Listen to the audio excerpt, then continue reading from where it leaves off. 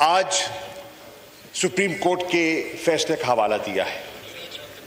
मैं आगाज ही में कहना चाहता हूं, अपनी जमात की तरफ से तस्लीम करता हूं कि अदम एतमाद की तहरीक जो है, इसमें आइन में इसकी गुंजाइश मौजूद है।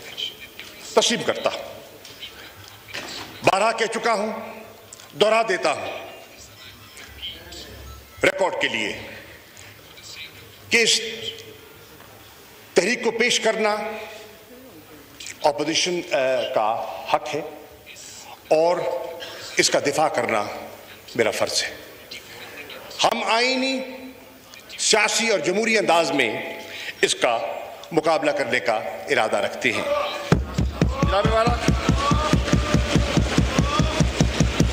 मैं आज एक और चीज रिकॉर्ड पे लाना चाहता हूं और कौम को गवाह बनाना चाहता हूं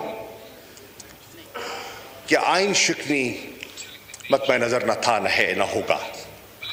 आइन का एहतराम हम सब पर लाजिम है।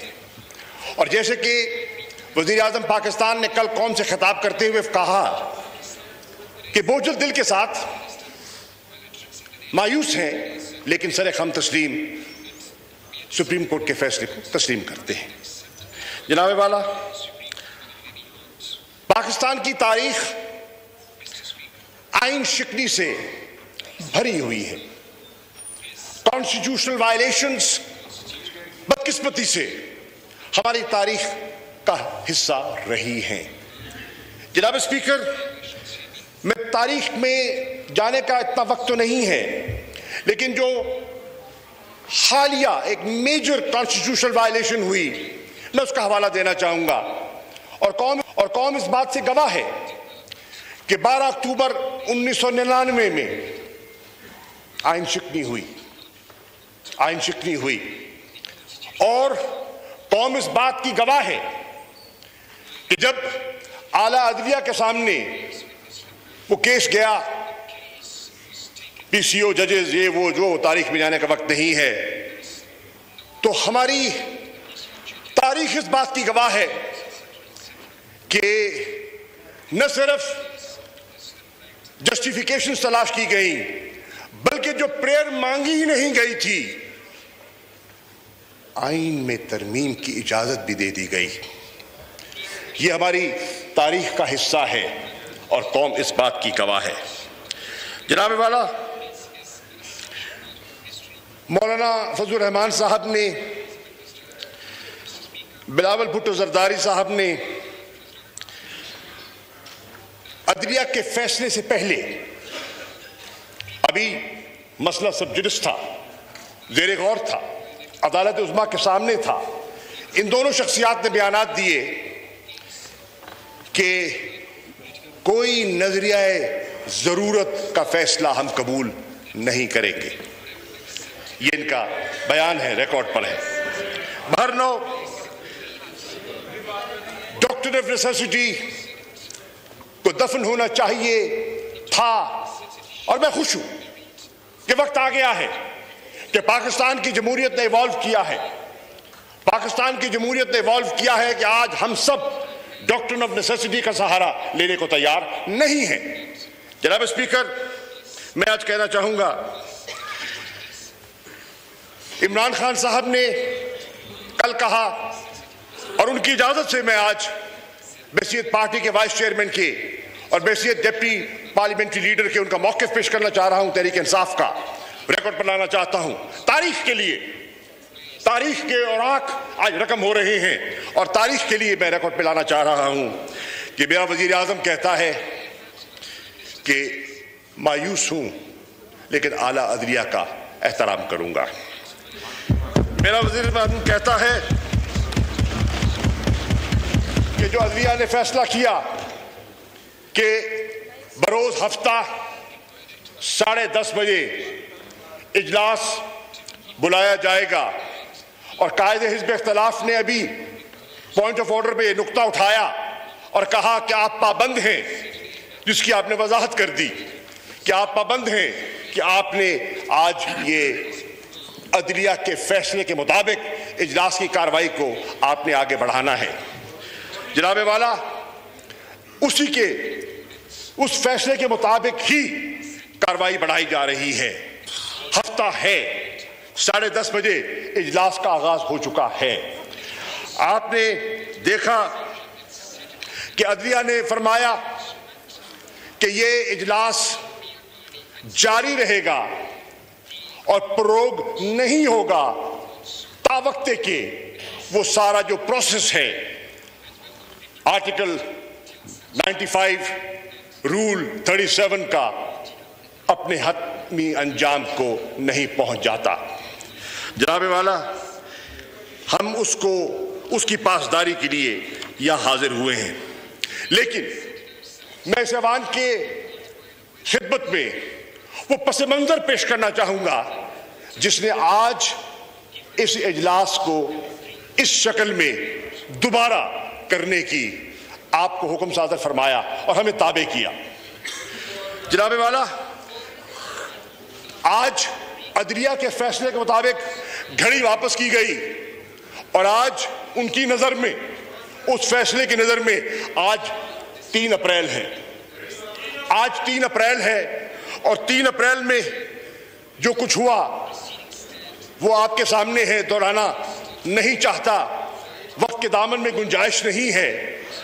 उसका अदलिया ने सुओ मोटो नोटिस लिया। जनाबे वाला, मैं जानता हूं कि बरोज इतवार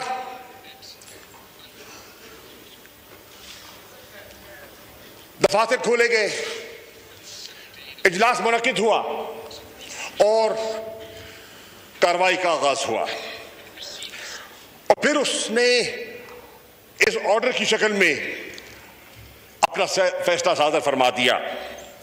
उसमें उन्होंने मुत्तफिका तौर पर रूलिंग को मुस्तरद किया और हमारी नजर में जो वजीर आजम ने कौम के सामने जाने का फैसला किया था डिसोल्यूशन के जरिए, जिसका मुतालबा हमारी ऑपोजिशन तकरीबन 3.25 साल से कर रही है, 3.25 साल से कर रही है और नए इंतखाबात का मुतालबा कर रही है, तो उन्होंने कहा कौम को इस आजमाइश से निकालने के लिए, इस कॉन्स्टिट्यूशनल क्राइसिस से कौम को महफूज करने के लिए आइए अवाम के सामने चलते हैं, आइए अवाम की दहलीज पर दस्तक देते हैं और पाकिस्तान की अवाम फैसला करे कि वो पाकिस्तान का मुस्तकबिल किन हाथों में देखना चाहते हैं। जनाबे वाला, उसका जो भी फैसला आया वो भी हम तस्लीम करते हैं। मैं अर्ज करता चलूं कि अदलिया के फैसले को हमने तस्लीम कर लिया, लेकिन जनाबे वाला, अदलिया में गए क्यों? हमारे दोस्त क्यों गए? जॉइंट ऑपोजिशन क्यों गई? और सुओ मोटो नोटिस क्यों लिया गया? उसका बैकग्राउंड है, उसका एक पस मंजर है और वो पस मंजर जरूरी है, तारीख के लिए जरूरी है कि उसका बिल्कुल अहाता किया जाए। जनाबे वाला, यहां जब डिप्टी स्पीकर चेयर कर रहे थे तो उन्होंने जो रूलिंग दी, जिन पर दोस्तों को एतराज था और अदलिया का फैसला है, उसमें उन्होंने कहा, यह इनकार नहीं किया, इस आईनी प्रोसेस से इनकार नहीं किया।